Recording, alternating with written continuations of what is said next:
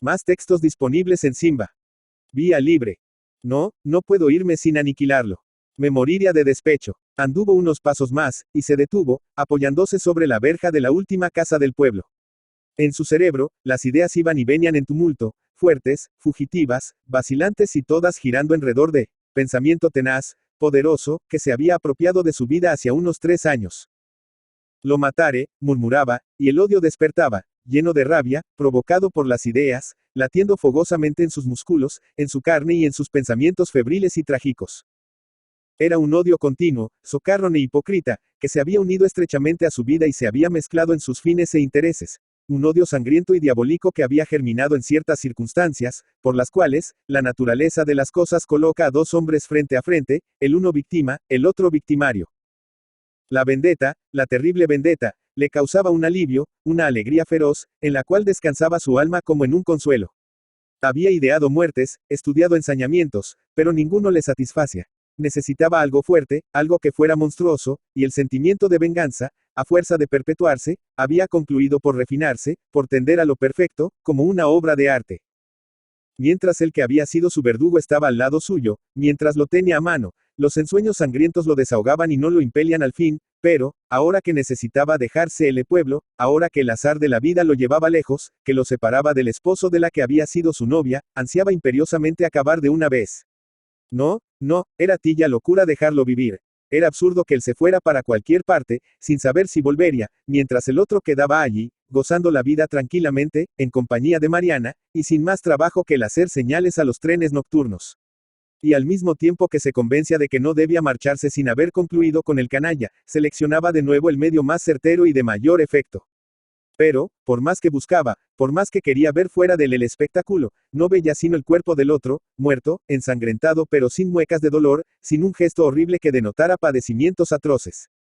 Esto le causaba malestar. Se enojó consigo mismo y se apretó la frente con los dedos, como si quisiera arrancar de su cerebro la idea aquella que rehusaba salir.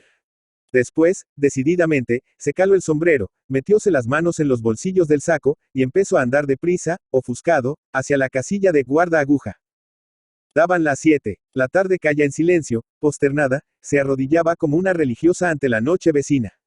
Y mientras por el este, los tintes violáceos se almacenaban en la atmósfera, fuertemente perfumada por el hálito de la tierra, enfrente el sol, oculto ya refractaba su forma sobre la línea de las colinas, cual un disco flamígero que rodara sobre el horizonte. Toda forma se esfumaba, la campiña, callada, solitaria, envuelta en la triste paz del silencio, desaparecía lentamente devorada por la sombra, por la taciturna sombra. Solo la aldea, matiz de la noche en la campiña, se destacaba en un tono grisáceo presentando en último término, 3 o 4 luces, débiles, apagadas, que oscilaban en los sucios y envejecidos faroles. Ambrosio llegaba al fin, había andado mucho más de 1 legua en menos de 1 hora. Al salir de la aldea, todo su ser se había encendido como una hoguera. Ya no reflexionaba, su espíritu se preparaba como para un festín y no sentía sino placer, un placer infernal que le retozaba por todo el cuerpo y que lo llevaba hacia la casilla de una manera salvaje, impetuosa. Andaba a saltos, casi corriendo, como si temiese no llegar a tiempo. Cuando divisó la covacha se tranquilizó.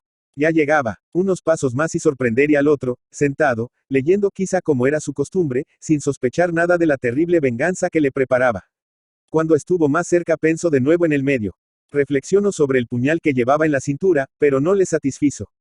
No, no, él quería otra cosa, quería algo más fuerte, y seguía empecinado en su deseo de ser terrible, inexorable, de caer sobre él como una sentencia de Jehová.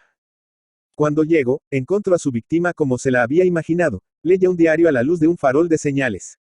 Al entrar, José levantó la vista y se extrañó, como tú aquí. Ambrosio sintió una fuerte sacudida en todo su ser. Lo tenía allí, a su lado. No tenía más que abalanzarse hacia él y el enemigo de toda su vida caería desesperado, sin poder defenderse. Sin embargo, se limitó a contestar. Sí, he venido a verte, me voy del pueblo. Haces bien, dijo José en un tono irónico, aquí te morirías de hambre. Y luego, soltando una carcajada. Mira, tú, si Mariana se hubiera casado contigo. ¿Qué carrera habría hecho? Ambrosio no contestaba. Estaba de pie, inmóvil, con su vista clavada en tierra. Siguió un silencio. Luego se levantó José y golpeándole en el hombro le habló familiarmente. ¿Sabes tú? Mariana está embarazada de 7 meses, con toda seguridad que es un machito.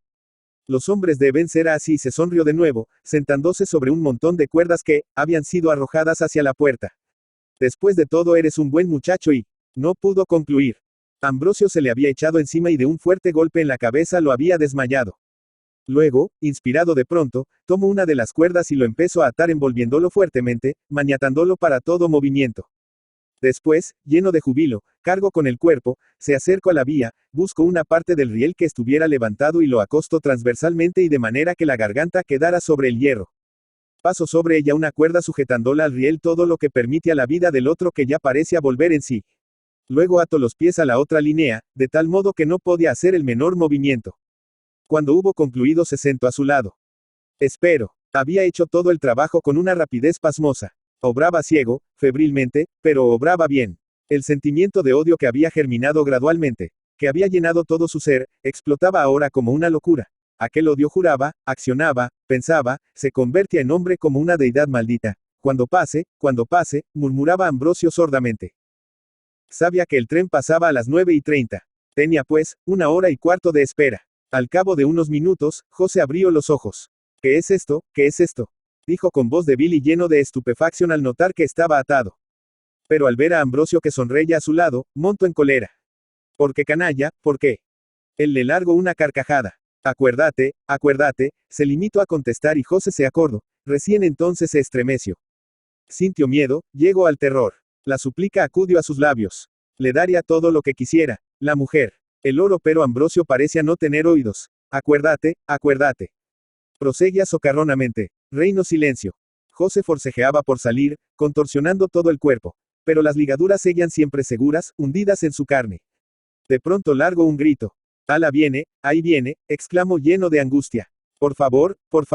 La propiedad tan característica del hierro de transmitir el sonido, le anunciaba a la víctima su cercana llegada, y veía la máquina, a la enorme mole de hierro pasar sobre su garganta, y adivinó los sufrimientos, vio la muerte asesina que lo obligaba a morir aplastado por el tren.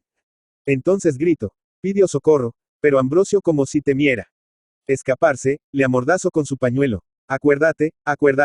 Mis trabajos, mi padre, mi novia, los golpes, acuérdate, y reía ferozmente al mismo tiempo que le palpaba la cara. José se desesperaba, hizo un esfuerzo supremo, pero la cuerda que le pasaba por la garganta lo ahogaba. Entonces echó hacia atrás la cabeza y oyó de nuevo el murmullo de la locomotora, cada vez más fuerte, más cercano, más asesino, unido a la voz de Ambrosio que proseguía más sarcástico. Acuérdate. Un momento más y apareció la luz, la fuerte luz, aquel ojo de cíclope que palpitaba, que avanzaba cada vez más luminoso. Entonces Ambrosio corrió la cuadra que lo separaba de la casilla, tomó el farol de señales y dio el vía libre. Una fuerte pitada sorda y prolongada atronó el espacio. Y el tren llegó al fin con sus 6 vagones de carga, corriendo velozmente y todo pasó sobre aquel cuerpo que se retorcía preso del terror. Cuando su papel de guarda aguja hubo terminado, corrió hacia el sitio donde estaba el cuerpo y fue feliz, enormemente feliz. Por efecto del degollamiento, la cabeza había rodado a 2 metros de la vía. La agarró por los pelos, la puso frente a su cara y enfocándole la luz del farol, viole el rostro, con su expresión trágica, llena de surcos y deformidades y por donde acababan de pasar la súplica, el terror, la locura y el terrible tren impelido por el vía libre de Ambrosio. José Pedro Bellan, Montevideo, 30 de junio de 1889 Montevideo, 24 de julio de 1930, fue un escritor, maestro y político uruguayo del Partido Colorado, de reconocida labor como dramaturgo, cuentista y narrador. Fue narrador y cuentista, pero como dramaturgo obtuvo el mayor reconocimiento. Amor Drama, fue su primera obra publicada en 1911, por el sello editorial Orsini Bertani. En 1920 estrena en el Teatro Liceo de Buenos Aires Dios te salve, con gran acogida de la prensa argentina. La dramatización de Blancanieves, estrenada en la Casa del Arte, en 1928, contó con una colaboración orquestal que interpretó piezas musicales de Grieg, dirigida por Felisberto Hernández. Su trabajo dentro de la narrativa se inicia en 1914 con Huerco, Cuentos. Posteriormente publica Doña Ramona, 1918, novela que retrata el ambiente político, social y psicológico del Uruguay de su tiempo. En 1920 se publica Primavera, un libro de cuentos reeditado varias veces debido a que Educación Primaria lo utilizó como texto escolar. Los amores de Juan Ribolt, Cuentos, y El pecado de Alejandra Leonard, Cuentos, fueron publicados en 1922 y 1926, respectivamente.